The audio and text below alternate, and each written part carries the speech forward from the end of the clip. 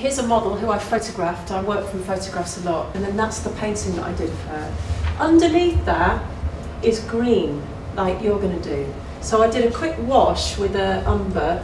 Actually, I used charcoal, and I didn't let you do that yesterday because I thought you'd fiddle around with too tight a drawing. So, but I do sometimes just use a wash. At this point, because I want it to look fairly naturalistic, and you saw the Christian Scad image, that's the kind of finish that I'm going for. I do a kind of generic skin colour, which is darker than I want to go. Rebecca was talking about some people going darker to light. I put a kind of mid-tone on, which is a bit greyish, and then I decide where the tonal areas are, so I kind of go darker or lighter from that middle colour. I tend not to put the lights in though till quite a later stage. I'm just going to quickly rush through so you can see, you don't actually see the green at the end, it just gets rid of all the whites. If you started putting this kind of colour on a white background, what would happen is that white will glow through and actually make your colours very bright and slightly garish. So it's a way of just toning them down, gives you a middle colour to work darker or lighter from, so I find it quite useful rather than a bright white. And it's a bit of a pre-Raphaelite way to do it. We've all got green tones in our skin. You might not see it at the end, but it kind of just gives it a solidity and a density. You might find a colour that works better for you than green. I just like that because it gives it a slightly kind of ethereal look. So then just building it up in areas, starting to add a little bit of highlight, but still darker than I want it.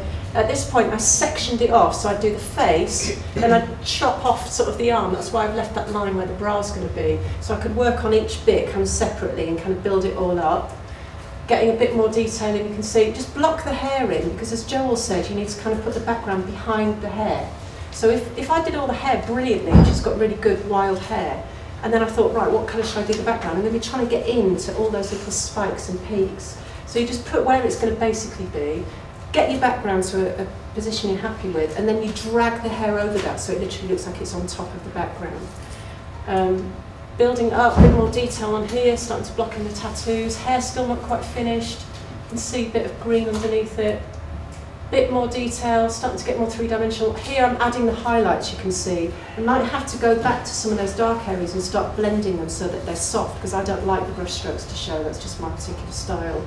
But you can see it's starting to take on a slightly more three-dimensional thing. And there we go with the finished painting. How long did that take you? Well, I was doing this for a series and there were 6 portraits altogether, so I was kind of doing a bit on one, letting it dry and doing a bit on another, so it's hard to tell. It probably would take about 2 weeks, but that's because it's about that high off the floor, it's massive. In fact, there's her with it, so you can see how big it was, so it's about 4 or 5 times bigger than your piece. If you want to get that photorealistic finish, and I know Lily, you like that kind of thing, you have to spend a long, long, long time with it.